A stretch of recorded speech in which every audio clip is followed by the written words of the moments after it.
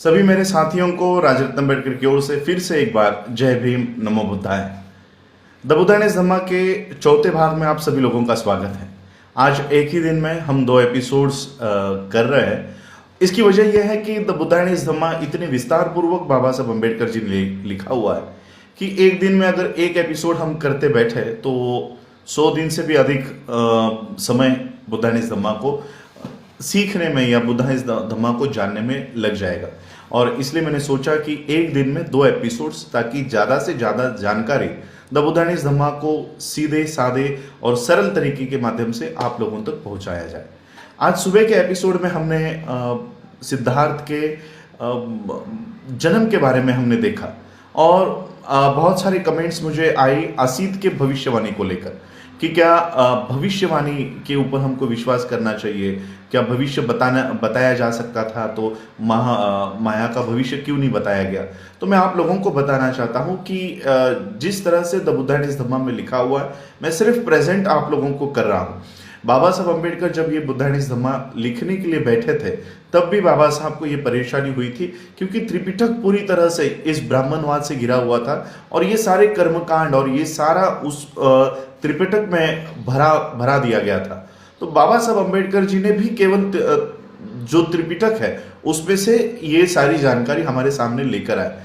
ये सारा कर्मकांड और ये सारा तब तक आप लोगों को सहन करना पड़ेगा ये बुद्धाइज धम्मा में, जब तक बुद्ध एक नए प्रकाश की खोज नहीं कर लेते और इन सारी बातों को जब तक वो नल एंड वॉइड नहीं करते, खत्म नहीं करते, तब तक ये बातें किसी ना किसी रूप में आपके सामने बुद्धाइज धम्मा में आती रहेंगी। दूसरा एक प्रश्न किया गया था कि क्या ब्राह्मण उस समय थे, तो ब्राह्मण बुद्ध के समय से बहुत साल पहले ही आर्यंस भारत में आ चुके थे। जिस समय सिद्धार्थ का जन्म हुआ उस समय भारत एक बहुत बुरी अवस्था से गुजर रहा था। भारत की सभ्यता संस्कृति पूरी तरह से ब्राह्मणों ने चातुर्वर्ण्य के माध्यम से खत्म कर दी थी और सिद्धार्थ ने एक नए प्रकाश का, नए जीवन का, नए फिलॉसफी का जो इन्वेंशन किया है वो इसी को खत्म करने के लिए, ब्राह्मणवाद को खत्म करने के लिए है। तो ये सारी सवालों का जवाब मैं देना चाह रहा था कि कर्मकांड, ये भविष्यवाणी और ये सब, ये ब्राह्मणों की सारी जो फिलॉसफी है वो आगे चलकर सिद्धार्थ जब बुद्धत्व प्राप्त करता है तो वो सारा इनकार करता है कि इन बातों को हम नहीं मानते हैं। तो चलिए चौथे भाग में जानते हैं सिद्धार्थ के बचपन के बारे में और उनकी प्राथमिक शिक्षाओं के बारे में। सिद्धार्थ जब चलने बोलने के लिए लग गए थे तब शाक्यों के पूर्वजों ने, बड़े बुजुर्गों ने शुद्धोधन से आकर कहा कि अभी बच्चा बोलने लग गया है, चलने लग गया है, अब इसको शाक्यों की जो ग्राम देवता हुआ करती थी अभया, उसके मंदिर में लेकर जाया जाए। तो शुद्धोधन और महाप्रजापति सिद्धार्थ को तैयार करके उस मंदिर में लेकर गए और फिर जिन 8 ब्राह्मणों ने महामाया के उस सपने का विस्तार पूर्वक व्याख्या की थी, वही 8 ब्राह्मण सिद्धार्थ के पहले शिक्षक बने और उन 8 ब्राह्मणों से सारी शिक्षा प्राप्त करने के बाद फिर शुद्धोधन को लगा कि अब इन 8 ब्राह्मणों से जो सीखना था वो सिद्धार्थ ने शिक्षा प्राप्त कर ली है। तो उनके बाद उद्दीका नाम के देश में सभ्यमिता नाम के एक भाषा विशद, ग्रामर विशद, व्याकरण में माहिर, वेदांग, उपनिषद में माहिर सभ्यमिता नाम के एक गुरु रहा करते थे, शिक्षक रहा करते थे। तो शुद्धोधन ने अपने बेटे को उनको सौंप दिया और फिर उनसे भी सारी एजुकेशन लेने के बाद फिर सभ्यमिता को लगा कि जितना मेरे पास था वो सारा मैंने सिद्धार्थ को सिखा दिया है। तो ये सारी शिक्षा, ये सभ्यमिता उनके दूसरे गुरु हुए। जब सिद्धार्थ की ये पढ़ाई शुरू हुई थी तब सिद्धार्थ केवल 8 साल के थे और ये सारी नॉलेज प्राप्त करने के बाद, ये सारी एजुकेशन प्राप्त करने के बाद उसी कपिल वस्तु में अलार कालम के जो शिष्य थे, अलार कालम के शिष्य भरद्वाज, इनसे सिद्धार्थ ने कंसंट्रेशन यानी एकाग्रता का विज्ञान के बारे में उन्होंने सारी शिक्षा प्राप्त कर ली। मेडिटेशन यानी ध्यान साधना, इसकी भी सारी पढ़ाई भरद्वाज से सिद्धार्थ ने प्राप्त कर ली थी। सिद्धार्थ के प्रारंभिक लक्षणों के बारे में डॉक्टर बाबा साहब अम्बेडकर लिखते हैं कि सिद्धार्थ जब भी अपने पिताजी के खेतों पे जाया करते थे और उनके पास अगर कोई काम नहीं हुआ करता था तो सिद्धार्थ एकांत में एक शांत जगह ढूंढकर वहां पर ध्यान साधना किया करते थे। एक ऐसे ही दिन जब सिद्धार्थ अपने पिताजी के खेत पर उनके दोस्तों के साथ गए, तब सिद्धार्थ ने देखा कि कुछ मजदूर खेत जोत रहे हैं, पेड़ काट रहे हैं, बांध बांध रहे हैं। कड़ी धूप में उनके बदन पर अच्छे ढंग के कपड़े भी नहीं है। तो सिद्धार्थ ने अपने दोस्तों को पूछा कि ये कितना मुनासिब है कि एक मनुष्य दूसरे मनुष्य के लिए काम करे। ये कितना मुनासिब है कि मालिक जो है वो मजदूरों के इस सारे मेहनत के ऊपर, उनके फलों के ऊपर गुलछरे उड़ाए। तो उनके जो दोस्त हुआ करते थे सिद्धार्थ के, वो पुराने फिलॉसफी को, पुराने तत्व ज्ञान को मानने वाले दोस्त थे। तो वो कहते थे कि मजदूरों का जन्म ही हमारी सेवा के लिए होता है, तो वो जो कर रहे हैं वो ठीक है। तो सिद्धार्थ को बचपन से ही ये असमानता के जो सारे चिन्ह थे, दृश्य थे, उससे वो विचलित हुआ करते थे और एक करुणा उनके मन में बहुत उमड़ के दिखाई दे रही थी। शाक्यों का एक वनप्रमंगल नाम का एक उत्सव वो मनाया करते थे और उत्सव का एक नियम हुआ करता था कि राजा या शासक परिवार खुद उस पहले दिन अपने हाथों से स्वयं वो खेत जोतने का काम वो खुद करेंगे। सिद्धार्थ इन उत्सव में भाग लिया करते थे। वो भले ही सारे विषयों में पारंगत थे, लेकिन अंग मेहनत, जहां मेहनत करनी होती थी वहां वो दूर नहीं हटते थे, पीछे नहीं हटते थे और आगे आकर वो खुद ये खेत जोतने का काम भी सिद्धार्थ किया करते थे। सिद्धार्थ धनुर्विद्या में और औजार चलाने में, हथियार चलाने में माहिर थे।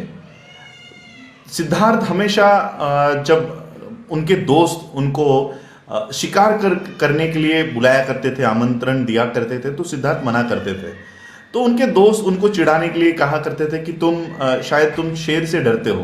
तो सिद्धार्थ जवाब दिया करते थे कि मुझे पता है तुम शेर को नहीं मारने वाले हो, क्योंकि शेर से तुम सामना नहीं करने वाले हो। तुम जंगल में जाकर जो निष्पाप और छोटे जानवर है, जैसे कोई हिरन है या कोई खरगोश है, तुम उसी का शिकार करोगे। तो दोस्त कहते थे ठीक है, चलो तुम शिकार करने के लिए मत आओ, कम से कम हमारा निशाना तो देखने के लिए आओ।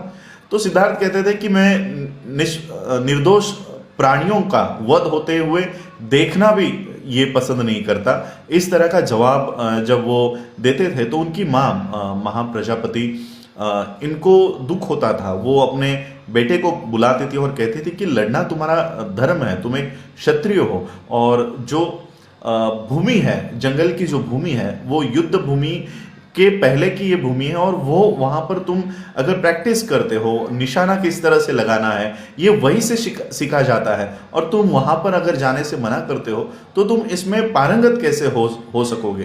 तो सिद्धार्थ अपनी माँ को कहते थे कि किसी क्षत्रिय को लड़ना ही क्यों चाहिए। तो माँ कहती थी क्योंकि वो उसका कर्तव्य है, वो उसका धर्म है। और सिद्धार्थ फिर इसी तरह से सवाल करते थे अपने माँ से कि एक क्षत्रिय को क्यों लड़ना चाहिए, क्या वो प्यार से नहीं रह सकते, आपस में लड़े बिना क्या वो अपने राज्य की रक्षा नहीं कर सकते थे। तो इस तरह के सवाल वो अपने माँ से किया करते थे और फिर उनकी माँ निशब्द हो जाती थी कि बच्चे को क्या जवाब दे। सिद्धार्थ अपने दोस्तों को मेडिटेशन किस तरह से किया जाता है, कंसंट्रेशन कैसे, एकाग्रता कैसे की जाती है, ध्यान साधना कैसे की जाती है, किस तरह से बैठा जाता है, ये सारा वो सिखाने की कोशिश करते थे।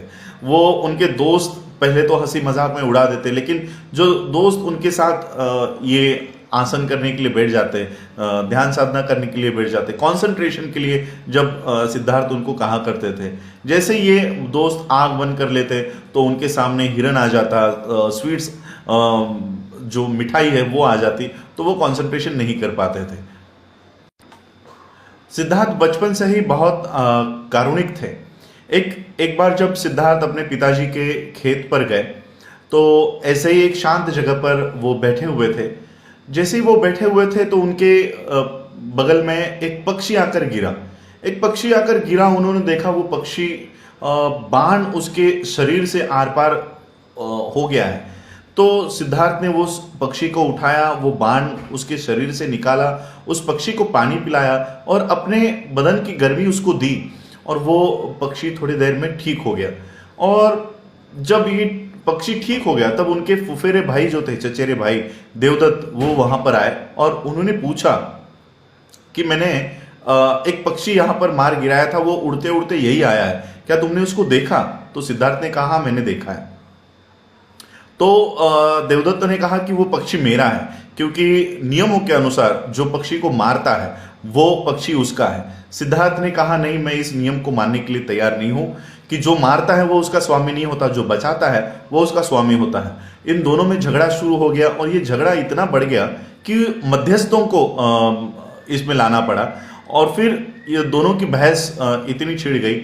देवदत्त का कहना था कि मैंने इस पक्षी को मारा है तो इसका स्वामी मैं हूं, मैं इसका मालिक हूं।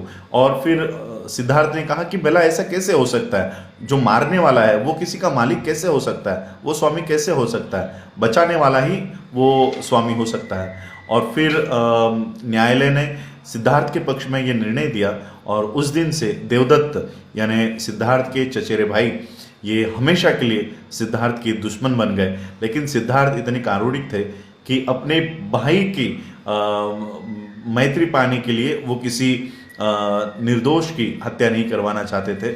और इस तरह से सिद्धार्थ का बचपन हुआ। सिद्धार्थ का प्रारंभिक लक्षण इस तरह के हुआ करते थे। आप लोगों ने मुझे ये दिन भर में दूसरी बार आप लोगों ने मुझे सुना, उसके लिए आभार। जय भीम, जय भारत, जय बुद्ध।